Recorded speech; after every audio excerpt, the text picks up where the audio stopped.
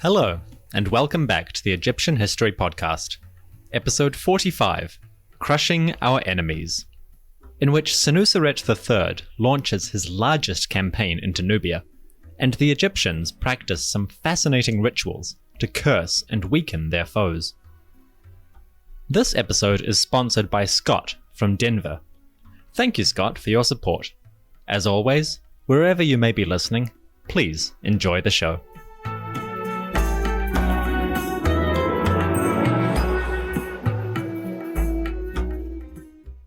The year is approximately 1864 BCE, being the 16th regnal year of Egypt's mighty ruler, Kha-kau-re Senuseret III. The country is peaceful, its neighbours are quiet, and the daily rhythm of farming, crafting, building, and burying is continuing serenely, as it has for countless years. At least, that is how it was progressing for the Egyptians. For those on their southern border, the Nubians, life was once again about to get dramatic and horrifying. In his 16th year on the throne, Kha-kau-re launched another campaign into Nubia, which he recorded in detail on a stone stela, which survives today and was erected at the town of Semna. Quote, Year 16, 3rd month of the 2nd season. His Majesty is making the southern boundary as far as Semna. I have made my boundary beyond that of my fathers. I have increased that which was bequeathed to me. I am a king who speaks and then does. That which my heart conceives is that which comes to pass by my hand. I am one who is eager to possess, not allowing a matter to sleep in his heart, attacking him who attacks me, since, if one is silent after attack, it strengthens the heart of the enemy. Valiance is eagerness. Cowardice is to slink back. He is truly craven who is repelled upon his own border. It is answering the Nubian which drives him back. When one is eager against him, he turns his back. But when one slinks back, he begins to be eager. But they are not a people of might. They are poor and broken in heart. My Majesty has seen them. It is not an untruth. I captured their women. I carried off their subjects. I went forth to their wells and smote their bulls. I reaped their grain, and I set fire to it. I swear as my father lives for me, I speak in truth without a lie. Now as for every successor of mine who shall maintain this boundary, which my Majesty has made, he is my son. He is born to my Majesty, the likeness of a son who is the champion of his father, who maintains the boundary of him who begat him. As for him who should relax this boundary, and shall not fight for it, he is not born to me. End quote. Historians are somewhat divided over the question of Egypt's southern boundary during the 12th dynasty. More specifically, they're divided about who established it. Some would argue that Senuseret I, second king of the dynasty, created the Nubian Empire, and was responsible for the chain of fortresses that connected Elephantine to Semna. You will find this described in episode 37. That being said, some historians believe that the border was not created until the reign of Senuseret III, and that earlier campaigns in the region were grandiose raids rather than true conquest. For myself, I think the process began in the reign of Senuseret I, and was steadily expanded by his successors. They enlarged existing fortresses, built new ones, and sent out additional campaigns to crush rebellious locals or move the boundary slightly further south. As a result, what might have started as a small chain of forts, a couple of raids, and a reasonable-sized chunk of territory, slowly morphed into a huge network of 13 bastions, each one filling a different but vital role in their location. At any rate, Kha-kau-re's only certifiable contributions to the empire in Nubia were the stela that I just read, and the foundation of some new fortresses, most notably on the island of Uronati. Uronati is 5 kilometers north of Semna, and takes the shape of a large triangular fortress with only one gateway into the living quarters of the soldiers. It had immense 14-meter-high walls and dominated a rocky outcropping that went from southwest to northeast in the middle of the river. What is most unusual about this fortress, though, is that the walls do not face southward. They face north-northwest, the very opposite direction you'd expect. Why would Egyptians build a fortress facing northward towards their own country, when their primary concern was the territory and tribes to the south? There are two possible explanations. Firstly, the fortress might have been started or planned by Nubians before the Egyptians invaded. The kingdom of Kerma, or Kush, to the south, was developing its power during this period, and it's possible that if they were hoping to fortify against the early 12th dynasty kings, the need for protection might have led these rulers at Kerma to start building new bastions. This is entirely possible, but it's not proven, and it will require some deep digging for archaeologists to uncover the foundations and establish whether Uro-Nati was developed by the Egyptians or the Nubians. The second option, and this is speculative, is that the Uro-Nati fortress was meant to guard against something slightly different from southern Nubians. Perhaps the territory between Semna and Uro-Nati was safe, but north of Uro-Nati the locals were still a danger? Or maybe the fortress at Semna and the fortress at Uro-Nati were a pair, defending a vital corridor from any external threat. This is entirely possible, and a quick bit of satellite surveillance will explain why. The fortress at Uro-Nati faces northwest, which at this point in the river means it is facing towards the Libyan desert and the backcountry. This country is, essentially, the eastern edge of the Sahara, and it has been the home of nomadic tribes since the earliest days of Nubian and Egyptian prehistory, way back in our earliest episodes. This was the land that Harkuf of the 6th dynasty travelled on behalf of his king Pepi II, and a land from which tribes were forever raiding the fertile lands of settled Nubia and Egypt. So the fortress of Uro-Nati is not facing Egypt itself, but the wild desert lands to its west. The walls do not guard against local Nubians, but against raiders who might come and threaten the traders sailing up and down the river. I have scanned this area on Google Earth, and even a quick examination makes one thing abundantly clear. The fortress at Uro-Nati was probably not always an island. If you look to the water on the island's western edge, you will see that the riverbed is closer to the surface, which gives the water a brown coloration. To the east, it is the deep green-blue of the Nile at its deepest. Now think about the fact that the Nile today is higher than it used to be, thanks to the lake created by the Aswan Dam. This means that in earlier centuries, the water was even shallower on the west, and in winter might have been low enough to cross by foot. During summer, the Nile flood would have isolated Uro-Nati again, but for most of the year, this stretch of the river was vulnerable. Kha-kau-re's fortress solved that problem by creating a mighty bastion against western raiders. Its walls face west, but its only entrance faces towards the east, and thus the fortress could be provisioned by ships. If raiders attacked from the west, they faced an enormous wall, a river that was likely to rise and cut off their access, and the problem of ships coming from north and south, bringing food and warriors at any point. It is so damned cool.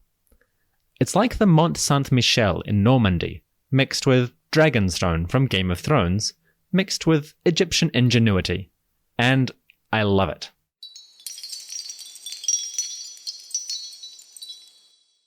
Kha-kau-re's campaign in year 16 was not his last, but it was the last major step in the process of imperial expansion. The Middle Kingdom borders of Egypt did not go further south, although campaigns occasionally punched down into Kerman territory. Senuseret III fixed the border at Semna, ensured that the territory north of that town was fully pacified, commissioned a few new fortresses, and thus claimed credit for the so-called conquest of Lower Nubia. But this process had probably begun as far back as Senuseret I, and been slowly ramping up in intensity until Kha-kau-re really set it in stone. So, over the course of about 115 years, Egypt's rulers and soldiers had pushed past their traditional boundary at Elephantine to aggressively dominate the country of Wawat, which was their name for northern Nubia. It was their first true acquisition of foreign lands. But to explore the functions of these fortresses, we have to revisit Nubia itself. What was happening down in Nubia at this point in time? To refresh your memory, the primary center of Nubian culture and political power was Kerma. The people living here are collectively known as the Kerma culture, sometimes called the Kingdom of Kush, and they emerged around 2500 BCE. By the time of Kha-kau-re, they are a prosperous and developed community that within the next 150 years will reach a population of almost 10,000 people. That is serious growth for this part of the world at this period in history. So Kermans were doing something right, and it's not yet clear whether their growth was tied to the expansion of Egypt into this general region. As fortresses went up in the north, Kerma might have benefited from an influx of new wealth. For example, a site known today as Askut provides a compelling insight into the relative ease with which Nubians and Egyptians interacted. Askut is also an island in the middle of the Nile. It was easy to defend and well fortified, with thick mud brick walls surrounding a series of barracks, officers' quarters, and storage rooms. Archaeologist Stuart Tyson Smith of the University of California, Santa Barbara, suggests that Askut was used as a food depot. It would serve as a collection point for foodstuffs in the region that could then be retrieved by or delivered to soldiers from the other 12 fortresses. Askut might also have served as something similar to a provincial prison. Stuart Tyson Smith has a theory based on small clay seals discovered in the fortress itself. The seals divide the fortress into 3 administrative departments, one of which was called the Kenneret. A Kenneret was a type of institution used to manage forced labor, which was the standard punishment for minor criminals and those who tried to shirk their obligations in construction projects. The presence of a Kenneret at Askut, Smith says, suggests that this particular fortress played a big role in providing forced labor for the gold mines and military patrols required in Lower Nubia. Chances are that a great deal of the gold used in Middle Kingdom coffins was sourced from locations and projects like these.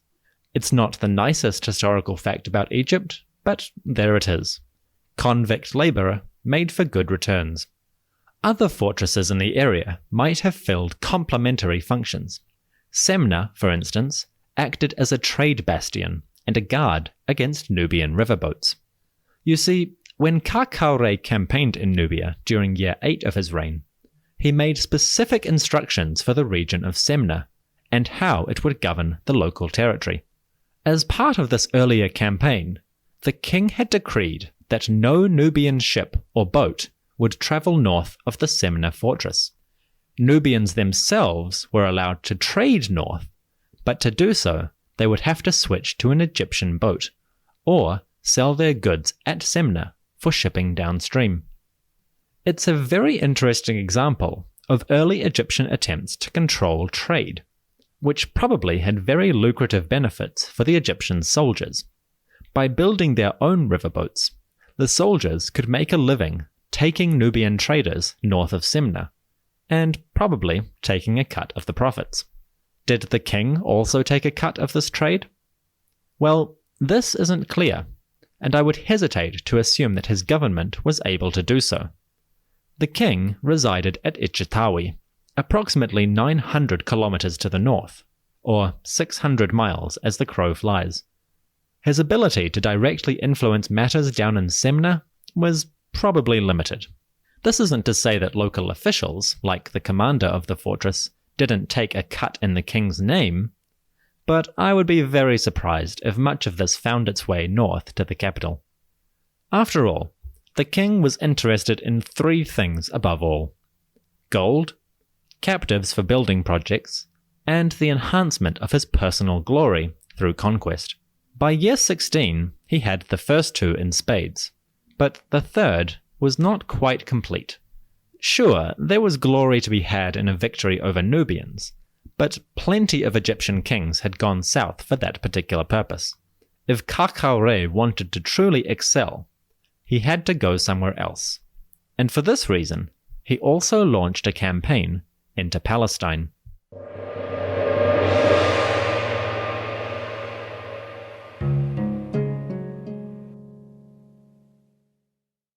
There is no certainty about the date of Senuseret's northern campaign, but it seems to have reached as far north as a town called Shechem, which is now a suburb in modern Jerusalem. What the king did up here is unclear, but if we had to guess, he probably took captives and degraded local Bedouin tribes, which were a frequent menace to Egyptian caravans.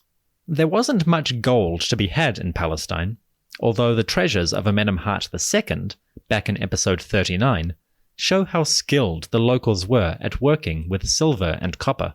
Again, we are speculating here slightly, but with little obvious motivation beyond glory, it is quite likely that the pursuit of captives and treasure was another major reason for Senuseret's campaigns. Captives, you see, could be dispersed among the soldiers as slaves, or put to work on construction projects or in provincial towns. Egyptians were proud of their king and his achievements. They celebrated the military might of Egypt's soldiers with the increased production and use of a particular type of object, known today as an execration text. An execration text is usually written on a breakable object, like pottery or small statues. The text contains a description of Egypt's traditional enemies: Nubians, Asiatics, Libyans, Bedouins, desert raiders, and a variety of other unidentified peoples. After writing the list of the enemies and a description of their qualities, the Egyptian would smash the object and then bury it. Symbolically, this amounted to killing a foe and then burying them. This simple act asserted Egyptian supremacy and degraded the enemy on a metaphysical level. Now, how this worked was quite simple. A text, or an image, was thought to contain the properties of the thing it represented. So a statue of a king contained the qualities of that king, part of his essence, if you will. A statue of a Nubian warrior contained the essence of that enemy. You get the general idea. Now you add to that a description of the person, and most importantly, their name, or however you know them. Nubian will do. By doing that, the artist gained a degree of control over their subject. Most of the time this was pretty benign. You know, you make a statue of the king, it's not going to make someone try and control him. But making and breaking a statue of an enemy, that's powerful. Execration texts show up from as early as the pre-dynastic period, around 5000 BCE. But their use peaks during the late 12th dynasty. In fact, some of the largest concentrations of execration texts come from Lower Nubia, at the various fortresses established and expanded during this period. So, if there was ever a better time to talk about them, it's now. As we know by now, the Egyptians saw the world beyond their borders as an incredibly dangerous and chaotic place. You can understand why. They lived on the edges of the Sahara, but their response to this world has always been one of their most fascinating psychological traits. They had 2 ways of dealing with the outside. They could accommodate them, as long as the person conformed with Egyptian ideas, or they could persecute them, usually if the person did not conform. The execration texts are the latter. The first example I will discuss comes from Mergisa, one of the 13 fortresses built in Nubia.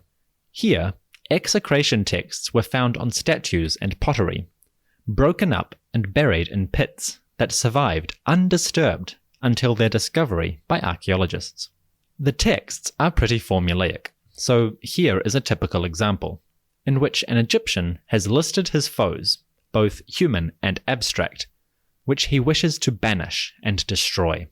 Quote, "The ruler of Cush, born to his father, who was born to his father, and all the vile ones who are with him, their descent and their dependents, all Negroes of Cush, the bowmen of the Southland, their champions, their couriers, their allies, their confederates, who will rebel, who will plot, who will fight, who consider fighting, and who consider rebelling in this whole country, those in Libya and all the desert men and their rulers, their champions, who consider fighting, who consider rebelling in this whole country, all people, all nobles, all common people, all men, all castrated ones, all women, and all authorities who will rebel, who will plot, who will fight, or who consider fighting. Every bad word, every bad speech, every bad thought, every bad fighting, every bad disturbance, every bad plan, every bad thing, every bad dream, and every bad slumber." End quote. This particular Egyptian had quite a list of foes. Not only does he include the standard ones, Nubians, Asiatics, desert tribes, rebellious individuals, he even goes off into the metaphysical. These execrations of bad speech, bad thoughts, bad dreams, etc., are sort of the more aggressive flip side to good living and proper order, which today we called ma'at. While ma'at was enacted through beneficent action and thought, it could also be defended with violent destruction. Kings had been defending ma'at for centuries through the construction of temples and the pursuit of campaigns. Now, non-royal Egyptians could get involved in this process by producing, or buying, execration texts. If they couldn't afford to build shrines, or weren't allowed access to temples' inner sanctums, they could at least destroy the emblems of chaos and disorder. But sometimes they took defending ma'at to a higher, more uncomfortable level. Excavations at the Nubian fortress of Mergisa revealed many broken pots and statuettes, but also a human skull. This isn't an isolated discovery. Earlier and later examinations of execration texts were found associated with burials of individuals that had been executed. So it seems that sometimes the symbolic destruction of enemies could be complemented with quite literal destruction. Would this be counted as human sacrifice? Well, that is a tricky question to answer, and it depends entirely on how you interpret the psychology behind it. When we talk about human sacrifice, it's usually in the context of executions, where body parts are offered to a god. But Ma'at is both a goddess and a sociological concept. Which one were the Egyptians emphasizing when they executed their captives? I'm inclined to say that these Egyptians were more concerned with proclaiming military supremacy and the consequences for those who opposed them, rather than actively offering to the goddess herself. I say this because, to the best of current historical knowledge, none of these execration texts or executions were buried with images of the goddess or dedications to her. So these should be viewed as executions, rather than human sacrifices. But perhaps we are splitting hairs just a little bit. Maybe these are in a grey area. If the execution of rebels or criminals tells us anything, it reminds us of how violent Egyptian civilization could be. For all the sophistication of its philosophical outlook, the complexity of its mythology, Egyptian culture was still built on that age-old bedrock of violent and aggressive domination of all who resisted. The Egyptians of the 12th dynasty wanted Nubian wealth, and rationalized this desire as part of their overarching worldview. Ma'at demanded order, and order demanded subjugation of those who opposed it. If the Nubians were seen as opponents to this, they were fair game. Is it kind? No. Can we criticize the Egyptians for it? Certainly, with caution. But should we? Well, that's up to you. Life on the Nile during Dynasty 12 was not defined solely by its violence or its expansion. As the country prospered, individuals took care to manage their homes and lands with common sense, ingenuity, and affection.